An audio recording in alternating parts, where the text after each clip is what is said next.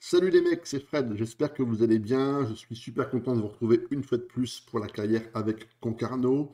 Aujourd'hui, on a pas mal de choses à voir ensemble, notamment à la partie transfert, parce qu'il y a eu quelques mouvements et notamment des mouvements importants au niveau de la ligne d'attaque. Et ensuite, on fera bien sûr, comme d'habitude, le bilan du championnat, de la LDC, également nos premiers pas pour la Coupe de France. Je vous en avais parlé dans l'épisode 34. J'avais placé Sylvestre Suarez sur la liste des transferts. En effet, j'avais quelques doutes sur sa capacité à pouvoir se projeter au plus haut niveau. Et on a Chelsea qui est arrivé avec au début une offre de 50 millions d'euros. Une offre que je trouvais plutôt faible comparativement au niveau que Sylvestre pouvait avoir au club. J'ai proposé une contre-proposition à 84 millions d'euros et des bonus pouvant aller à 99 millions d'euros. Et les dirigeants de Chelsea ont accepté l'offre quasiment immédiatement. Et vous comprenez bien que pour ce montant-là, je ne pouvais pas laisser passer une si belle opportunité.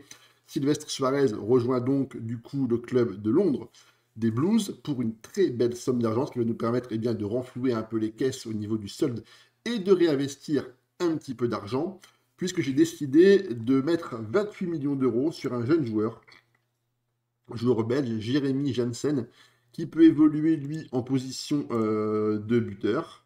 Alors, au niveau des postes, donc c'est plutôt un profil attaquant-retrait, mais il a de très très belles capacités également pour être un attaquant avancé. Enfin, grosso modo, il peut être très polyvalent, aussi bien en pivot, attaquant complet, attaquant de pressing, enfin, il sait à peu près tout faire.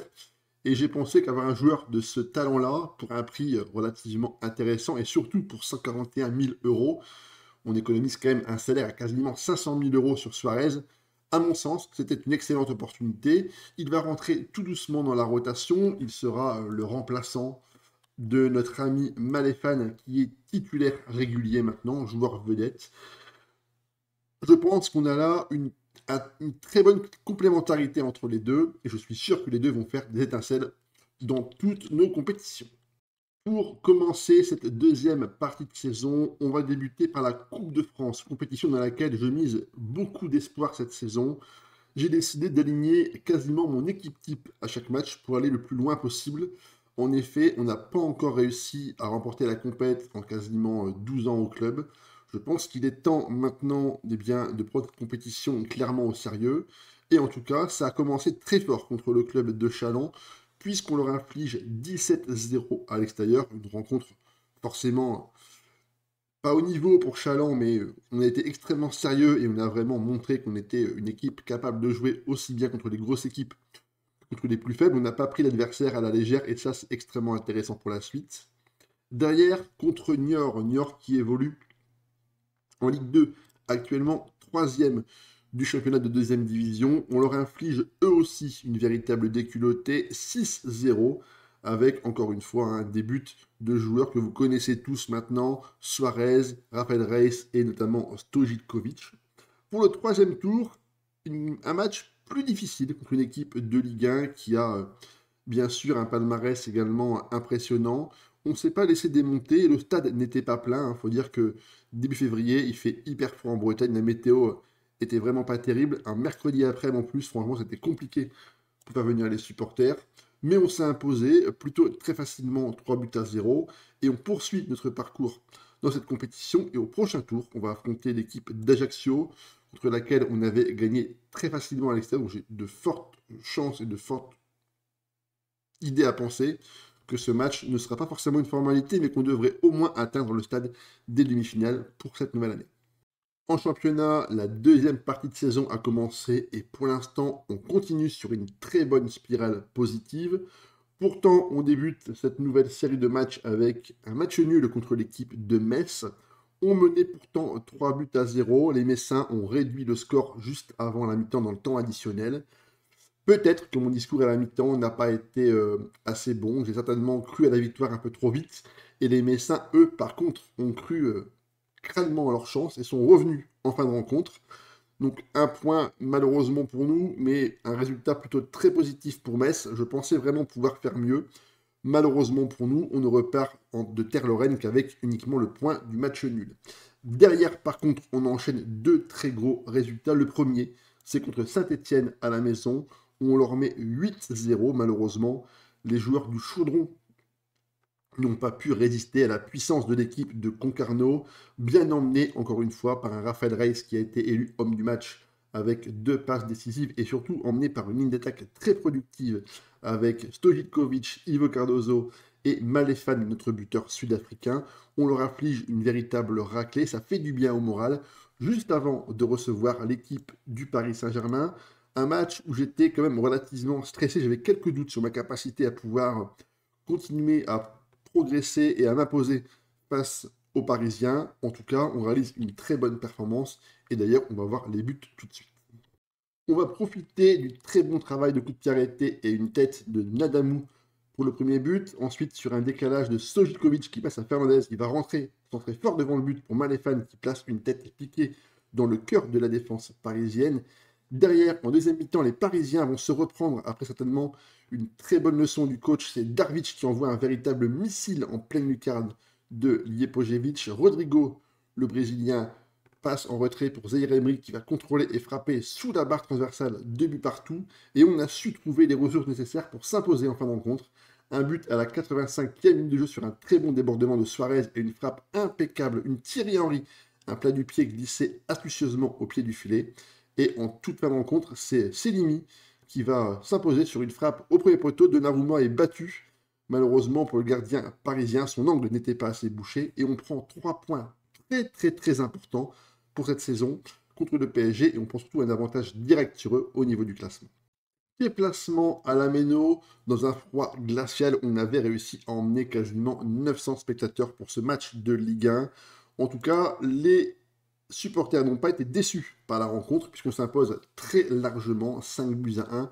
Une domination vraiment totale, avec une possession à 56%, 18 tirs, 8 cadrés, 4,09 d'XG, mais surtout une prestation très aboutie pour notre buteur Maléfane, qui a pris la place de Suarez, qui est parti entre-temps à Chelsea, et pour son premier match en tant que numéro 1 au poste de buteur, il a inscrit un triplé, ce qui est extrêmement bon pour lui, pour la confiance, et surtout une très belle note de 9,5 sur la feuille de match. Derrière, contre Auxerre, victoire 3 buts à 1, Thomas Hansen, notre joueur, a marqué un but sur corner, comme à son habitude, et bien sûr, on retrouve l'inévitable Ivo Cardozo, qui a encore une fois réussi à trouver la faille dans les filets du gardien Alemdar. En termes de jeu et de possession, c'était une rencontre plutôt déséquilibrée, puisqu'on a eu le ballon quasiment pendant tout le match, 66% de possession. Les joueurs auxerrois ont fait le choix de proposer un bloc plutôt bas et d'avoir un jeu de transition. Malheureusement pour eux, leur plan a été très vite annihilé à cause d'un but sur corner. On prend encore 3 points et on poursuit notre série de victoires. Contre Toulouse, à la maison, on assiste au premier doublé de Loris Billy. Notre recrue à 66 millions d'euros prouve qu'il est un joueur extrêmement important. Il nous permet de faire un magnifique score contre le club de Toulouse, de Nicolas Stojikovic, qui est actuellement dans une forme plutôt intéressante. Il commence à remonter un peu la pente et ses difficultés physiques sont maintenant derrière lui. Victoire 5-0, encore une fois, une rencontre où on a clairement dominé en termes de finition. Malheureusement, le gardien Yevan Diouf de Toulouse a réalisé la meilleure performance de son équipe avec une note de 6,9. Quant aux autres joueurs, ils ont été malheureusement en dessous de tout, n'ont pas permis aux joueurs toulousains de se créer des occasions et d'être plus vaillants sur la pelouse. Contre Lyon, victoire uniquement 1-0, un but d'Herman Selimi. Sur un énième coup de pied arrêté et un dégagement approximatif, c'est Selimi qui place une reprise de volée sous la barre transversale pour ce but du 1-0. Victoire du coup contre Lyon, Lyon qui est toujours dans le wagon de tête, donc une équipe plutôt difficile à manœuvrer. La ligne défensive de l'équipe a été très performante avec Ljepojevic à 7,5, Caicedo 7,4, Loris Billy 7,3, Nadamou à 7 et Javier Fernandez, notre latéral argentin, qui finit à 7,7. Et enfin, pour conclure ce mois de janvier, nous nous déplacions à Lens, une équipe qui est en très grande difficulté puisqu'ils sont derniers de Ligue 1. On leur met 4-0 devant des spectateurs qui ont été absolument médusés devant tant de nullité du côté du Racing Club de Lens. Ils ne sont plus capables de produire du jeu. Ils ont un jeu extrêmement défensif. 5 défenseurs, 2 numéros 6. Ils essaient vraiment de protéger leur défense et de ne pas prendre de buts. Malheureusement, contre nous, ça a été encore plus compliqué. Alors forcément, c'est décevant de voir Lens aussi bas dans le classement. Mais en tout cas, pour nous, c'est très intéressant. Et on va faire un petit point tout de suite au niveau du classement. Nous sommes premiers avec 10 points d'avance devant le Paris Saint-Germain. On a 3 points de plus qu'en début de saison. Les performances individuelles ont été très bonnes. Le meilleur joueur de Ligue 1, c'est Evan Ferguson, qui est au PSG. Il est également le meilleur buteur avec déjà 21 buts. Sylvestre Suarez, quant à lui, eh bien, vient de partir. Il est parti à Chelsea le 30 janvier, il me semble. Il conclut donc sa saison avec 13 buts. Et d'ailleurs, on espère que Maléfane va réussir à prendre le relais pour inscrire de nombreux buts avec Concarneau. On va maintenant parler de la Ligue des Champions après une entame plutôt correcte dans la compétition. Nous recevions à la maison l'équipe du PSV Eindhoven. Victoire 4 buts à 1 but de Jaime Tejera, notre régista. S'ensuit ensuite une performance XXL de notre joueur serbe Nikola Stojikovic qui reprend vraiment du poil de la bête dans cette deuxième partie de saison. On va vraiment avoir besoin de lui, il faut vraiment qu'il soit en forme et prions pour qu'il soit épargné par les blessures. On va ensuite se déplacer sur la pelouse de l'Atlético Madrid. Je pensais avoir plus de résistance. En tout cas, on a eu, encore une fois, une ligne défensive qui a été remarquable. Très bonne note de notre gardien, Branimir Liepojevic, qui a réalisé une performance très intéressante. Sylvestre Suarez a encore inscrit un doublé. Donc, il a vraiment permis au club de s'imposer dans cette rencontre. En tout cas, on prend 3 points contre un concurrent quasiment direct à la qualification, donc véritablement un résultat très encourageant. Derrière, contre Manchester United, victoire à la maison, 3 buts à 2. On a clairement été dominé, encore une fois, comme toujours, si je peux dire. Par contre, en termes d'occasion, 23 tirs, 12 cadrés, 4,60 d'XG. On a été très performant. Stojikovic, homme du match. Ivo Cardozo a encore une fois fait parler la poudre avec de très nombreux déplacements sur son flanc droit. Vraiment des performances très bonnes. Contre Galatasaray, j'avais fait le choix de changer un peu ma tactique pour amener moins d'intensité. Et j'ai été surpris par une très bonne équipe turque qui nous a battus. Franchement, on prend 2 buts en fin de match. 87e, 89e, j'étais extrêmement surpris que mon équipe se relâche en fin de rencontre. Malheureusement, c'est le football et ce match, en tout cas, n'impactera pas le classement final. Et on a affronté la faible équipe de Malmö. Victoire 4-0 à l'extérieur. Une rencontre, là encore, on était certainement trop fort pour l'équipe suédoise. Et au classement, on finit 3e derrière Naples et Manchester City. On retrouve avec nous dans le wagon des qualifiés de l'Atlético Madrid, le Bayern, Manchester, le Bayern Munich et le Borussia Dortmund. Nous sommes donc qualifiés directement pour le tour suivant. On va attendre que les matchs de barrage se jouent et on verra contre quelle équipe on va tomber. En tout cas, j'ai bon espoir cette année d'aller au moins en demi-finale. En tout cas, c'est l'objectif que je me suis fixé avec mes joueurs et j'espère vraiment tout donner pour cette fois y arriver.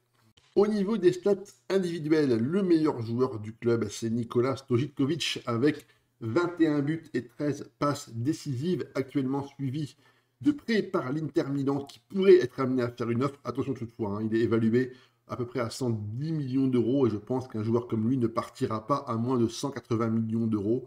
En tout cas, je n'ai pas envie de le voir partir à moins d'une offre absolument stratosphérique. Il va rester avec nous encore pendant de très nombreuses saisons. On retrouve ensuite Ivo Cardozo, notre joueur portugais qui est extrêmement polyvalent et qui amène beaucoup de vivacité et de dribble sur son côté droit. Avec lui également 17 buts et 15 passes décisives. Et ensuite, on a notre jeune buteur sud-africain, Maléfane, qui est maintenant un titulaire régulier depuis le départ de Sylvestre Suarez, avec déjà 9 buts en 17 matchs. C'est vraiment une prestation plutôt complète également pour lui. J'espère vraiment qu'il va empiler les buts pour cette fin de saison. Nous sommes vraiment sur une très bonne dynamique sur tous les tableaux possibles. On est encore engagé en Coupe de France avec une demi-finale à jouer contre Ajaccio. En championnat, on a 10 points d'avance sur le deuxième. Et en Ligue des Champions, on a notre place assurée pour le tour suivant avec une qualification directe. Pour le moment, tout se passe bien. Attention toutefois à la fatigue qui commence à s'accumuler. J'ai quelques petits problèmes de blessure. Je n'ai pas forcément un effectif très important en termes de quantité, ce qui m'oblige parfois à bidouiller et inverser des joueurs qui ne jouent pas à leur rôle préférentiel. En tout cas, pour l'instant, j'ai bon espoir au moins d'aller en demi-finale de LDC, au moins de la finale de la Coupe de France, et je compte bien conserver notre titre en Ligue 1. N'hésitez pas bien sûr à vous abonner, le pouce et le petit commentaire, ça m'aide énormément. au développement de la chaîne. On se retrouve très vite pour la fin de la saison qui s'annonce absolument palpitante. Allez, à ciao les gars.